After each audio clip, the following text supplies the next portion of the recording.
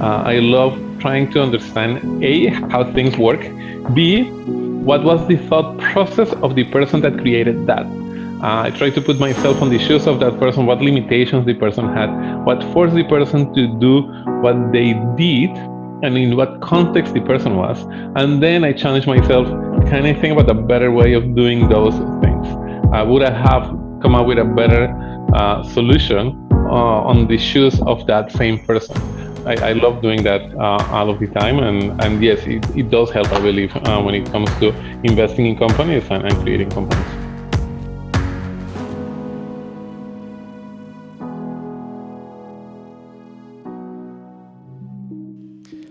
What's up, guys, and welcome to the Tap In Within podcast. On today's episode, we sat down with the widely successful tech entrepreneur, business influencer, Shark Tank investor, and visionary and shaper of the future of work.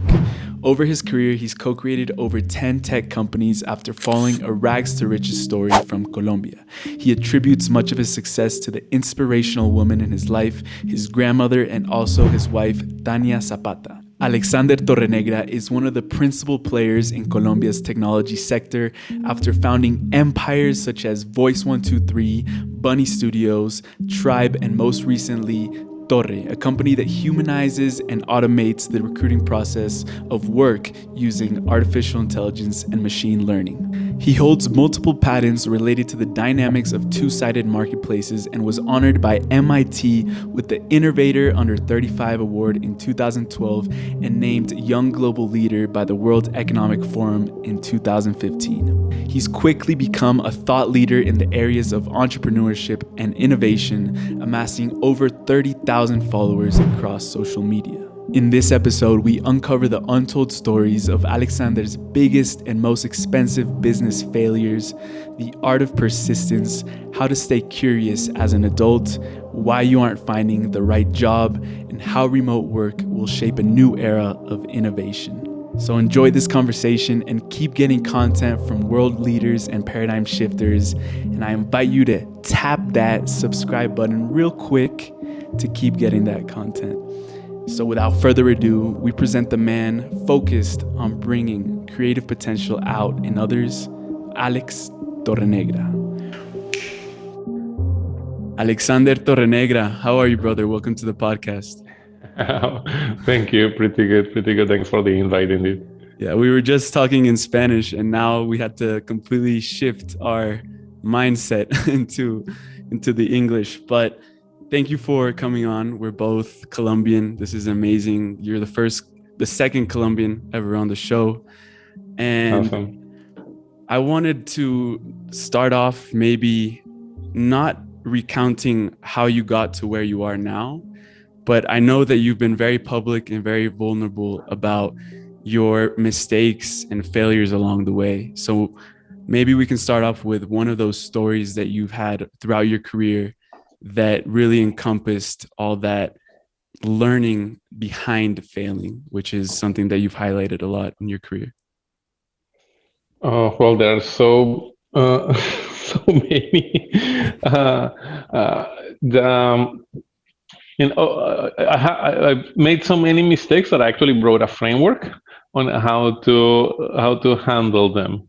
Now there are, of course, big mistakes that are really expensive, and there are not so expensive mistakes. And in general, by the way, I believe that tech entrepreneurship, which is my focus, is about pursuing the scientific method, which means coming up with an idea, a hypothesis, testing that, and then either validating the hypothesis or invalidating it, right? And invalidating the hypothesis can be considered a mistake. You thought that something was going to work and it did not work. So for that, I actually wrote a framework that we follow very closely on most of the companies I've founded. That allows us to every now and then validate a hypothesis that works well, and then continue iterating on top of that. Now, the most expensive mistakes I've made. It's to this day there is one mistake that there are two potential ways of looking at what was the mistake. So most people recognize me professionally for being an investor in Shark Tank, but more than that, or alternative to that is being the founder of Voice 123, which is the largest platform for casting voice actors, and Bonnie Studio, which allows companies to outsource creative work at a massive scale. And now Torre, a new kind of professional network. But in between Voice 123 and Bonnie Studio, I actually founded a company called LetMeGo.com. And Let Me Go, most people don't know about it just because people want to talk about the successes, not the failures. But Let Me Go was a very bold idea where we wanted lodging, accommodations, that's hotels, hostels, vacation rentals, to compete for the business of travelers. And so as a traveler, you would submit your itinerary, and then they will actually bid for you in there. And I invested around 3 years of my life and around almost $3 million on the project. Wow. Before shutting it down. Now, the big question that to this day I have, and I may never have the definite answer, is whether the mistake was the idea and not doing enough user research and user validation on time, because I didn't do it, or the issue is lack of persistence, that I ended up quitting too early in the process, and having persisted would have allowed me to build something that wasn't exactly what I wanted to do initially, but that today could potentially be one of the largest internet properties out there. But I might never know that. But that was a very big mistake. But since then, what I've done is persist and make sure that not to give up, not to fall in love with the solution, but to fall in love with and neither with the problem. Some people say you have to fall in love with the problem. I don't think you have to fall in love neither with the idea nor the problem. You have to fall in love with the scientific method and the ideal of impacting as many people as you can. And that means never stopping, and continue and continue and continue and continue. Yeah, for sure. That's something in this journey that I'm on right now, is what I've learned is persistence is everything. I would not be speaking to you if it wasn't for that. So that's definitely a key lesson that people should take away from this. And I saw in one of your blog posts that you were saying that the reason why so many people, so many young people come up with revolutionary ventures is because they don't have prior bias to things, and it's easier for them to think outside the box. I wanted to dive a little bit deeper into this topic, particularly why, which biases in particular do you believe that visionaries of the future must get rid of to get radical impact? Or maybe even more specifically, which ones did you have to unlearn during your journey as an entrepreneur, such as these biases that you talk about?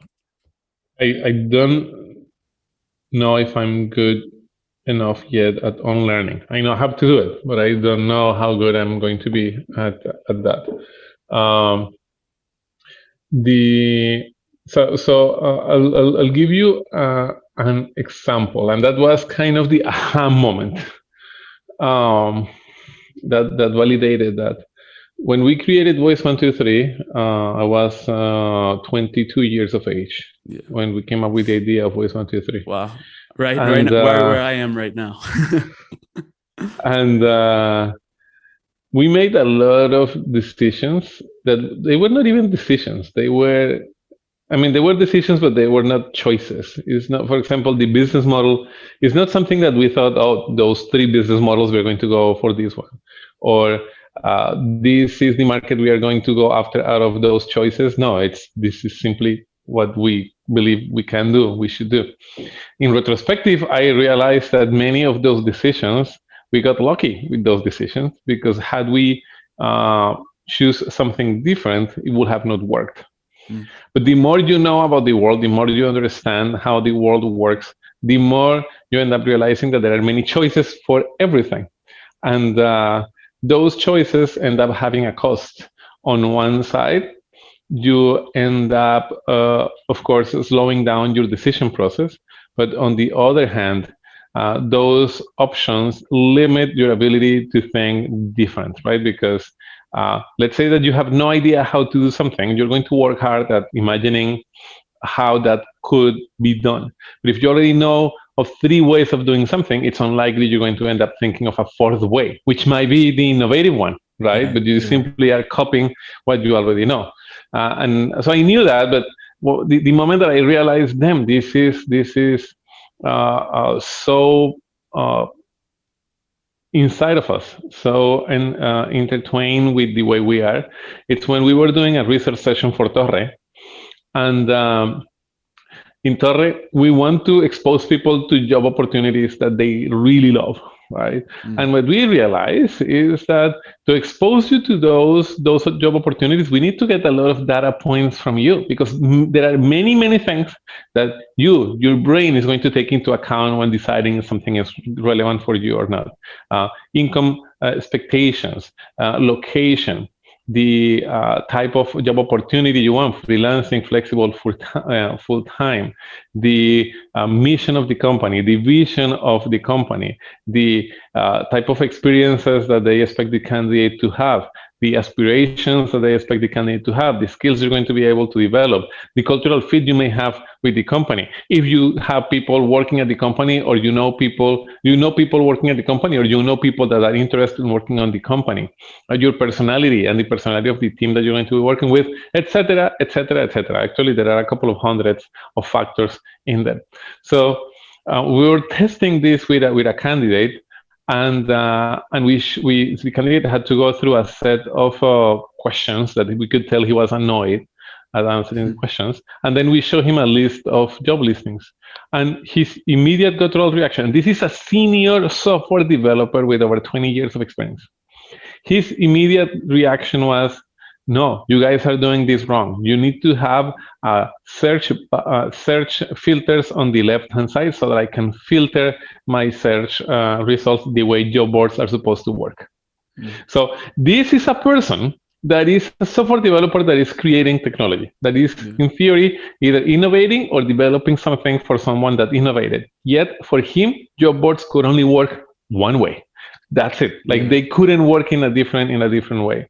So when you already understand the world, it's difficult for you to think outside of the box, even when you apply first principles. When you are young, you're forced to apply first principles because you don't know better. You cannot yet apply analogies. The more you know, the more analogies you can apply, and the more mental models you have, which, if they are wrong, or even if they are right, but there might be a righter approach, you're not going to think about them. yeah. And another thing that I would add to that is really just, I think when we're younger, maybe we're more prone to ask more questions because we don't know sufficiently about the world.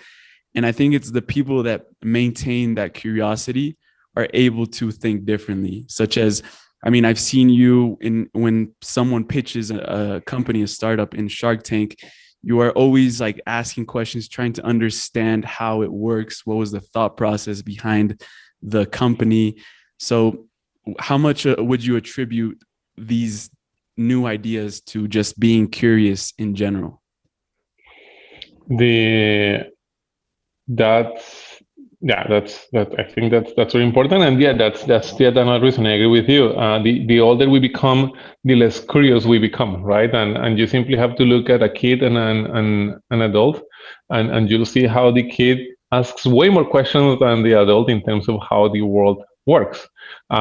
In part because the adult might know already many things, but also because people get tired of asking questions, right?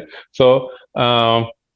For example, right, the mouse in here, I know it works, and I have an idea of some of the components, but I have no idea of the details of most of the items inside of this mouse.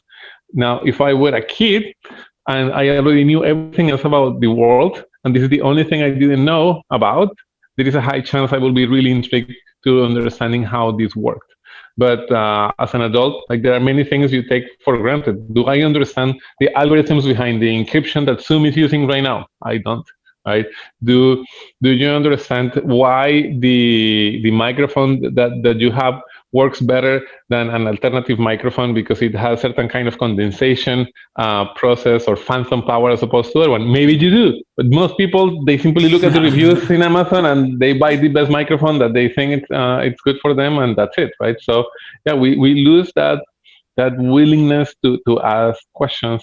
But for me, it's actually a hobby. That's what my brain loves to do. I love trying to understand A, how things work, B, what was the thought process of the person that created that.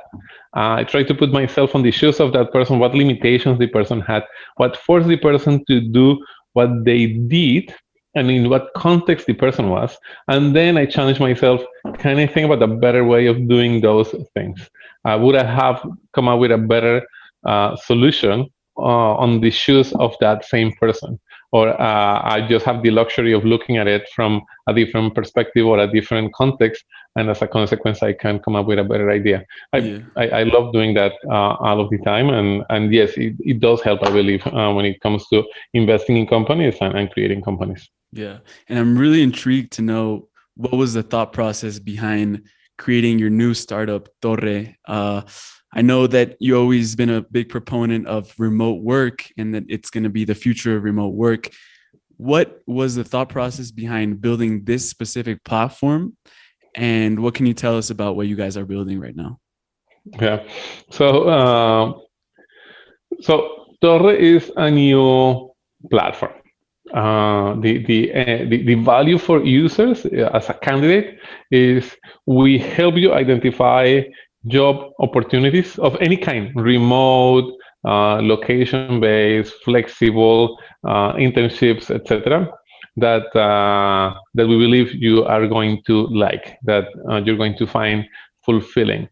And we add a lot of transparency to the process. We show you, even before you apply, how you would rank compared to other candidates, where you rank once you apply, and on which factor how you rank compared to other candidates, and what can you do to improve. You can even see the names of some of the other candidates and go see what we call the genome, which is all of this collection of data points in there that allows us to make those predictions. So it's really engaging and fascinating for people to see and use. Now, why? Now, remote work, which is what we are known the most today, it's just the first market that we decided to go after, right? But our goal eventually with Torre is a moonshot, as they called it here in Silicon Valley. Eventually is to have all jobs and all talent. The way that you go to Google and you can search for anything because all information is pretty much in there, right? So we are working on the same, but specifically for work opportunities. So why did I start Torre? The reason it's relatively simple, because hiring sucks and finding work sucks. It's potentially the most important thing that people do in their lives for sustainability, for being able to do the many other things they want to do. And it has the potential of being significantly better, but just because of the way we are used to go through that process, it's that it royally sucks for most people. So, but there is yet another reason which is more regarding the opportunity per se, and that is the internet ended up reducing the asymmetry of information in most areas of human knowledge. So you say that you're 22, so you were born right at the before the dot-com bubble started. 98, yeah. And in the even in 1998, if you wanted to really learn about a given topic, the first thing you had to do is figure out, okay, what do I have to learn about this topic, right? Doing that took weeks of work, because you had to go to one or multiple libraries, ask a bunch of questions, read a lot of books, talk to several professors or experts in the topic, If you really wanted to know about that information at a global scale, that meant international faxes, international phone calls, and that took a significant, again, amount of time. Today, it only takes you a few seconds to do the same. You go online, you perform a search, and within seconds, you know what video you have to watch, what article you have to read, what book you have to buy, what online class you can take, what influencer or expert you have to follow to be on top of that knowledge. So, and it's not the only area of human knowledge where that has happened. Flights, right? So if you want to find, you're based out of Spain, you want to find a flight from Spain to anywhere else. Now it only takes you a few minutes for you to find the best flight for you based on your preferences, your budget, your schedule, your miles, etc., etc. But if I were to ask you, Emilio, who is the best person for you to hire tomorrow? Let's say the best software developer for your startup, or who is the best part-time executive assistant for you, or the best freelance coach for your team. Not only the answer is not going to take minutes, it's not going to take hours, and in most cases, not even days. In most cases, it is going to take you weeks to find the answer and months.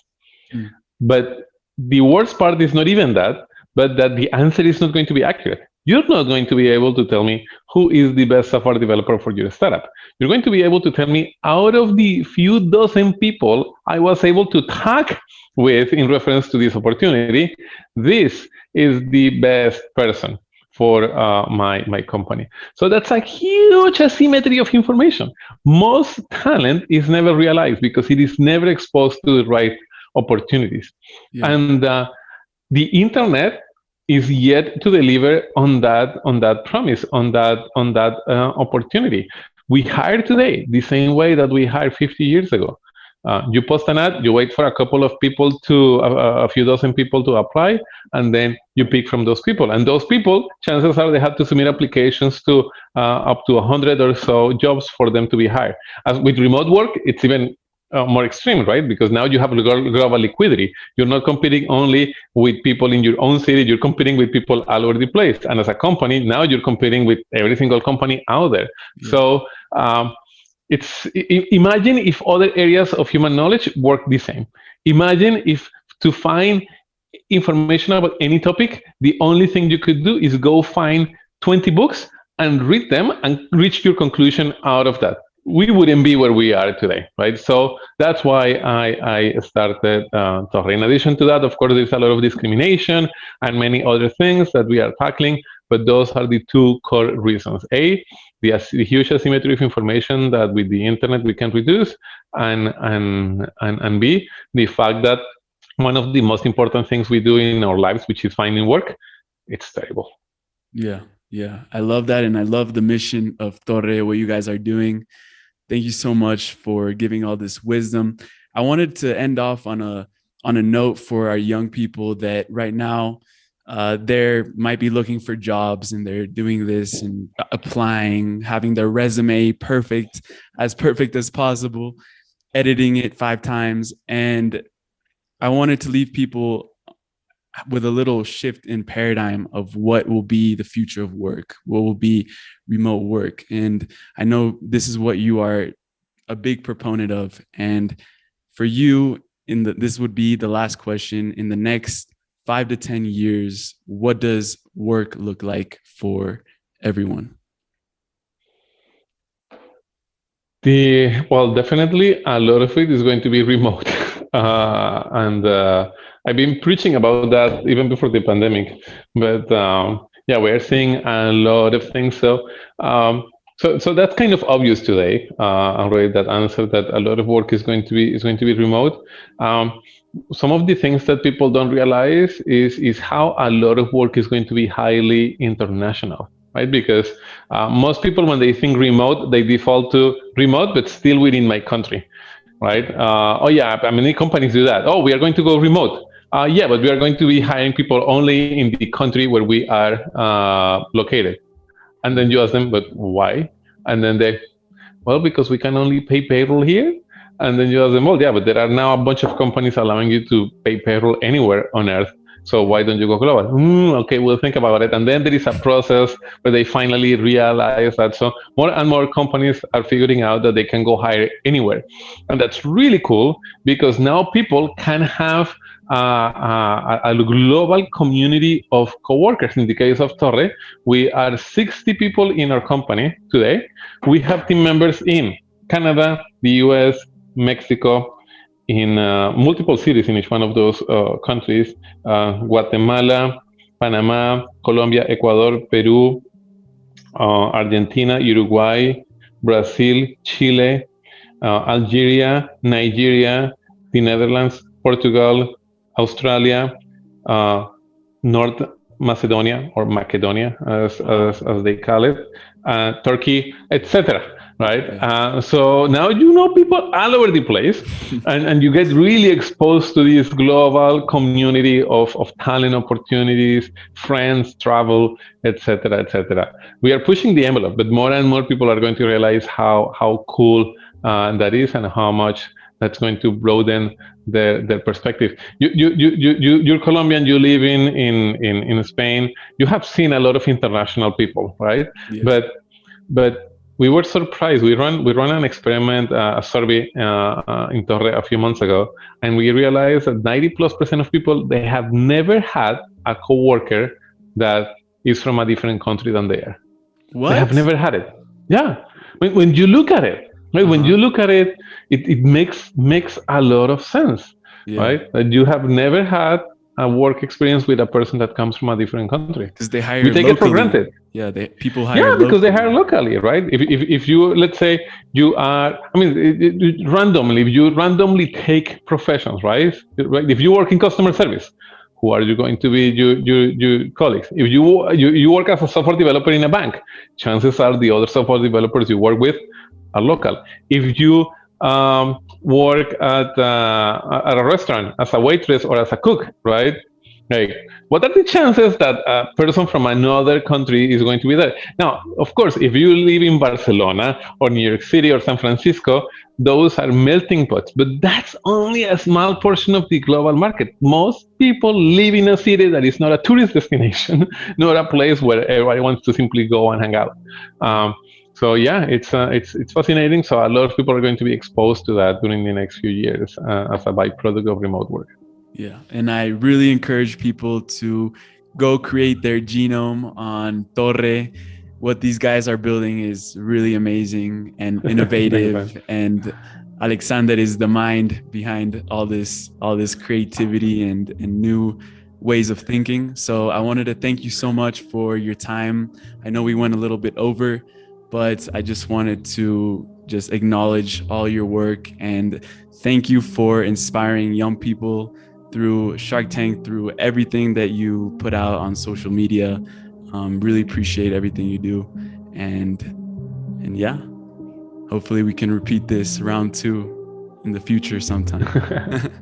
Perfect. Well, thanks a lot for your time, Emilio. And yeah, I invite all of you to join us in torre.co, or you can also shoot me messages in Twitter at my last name, Torrenegra.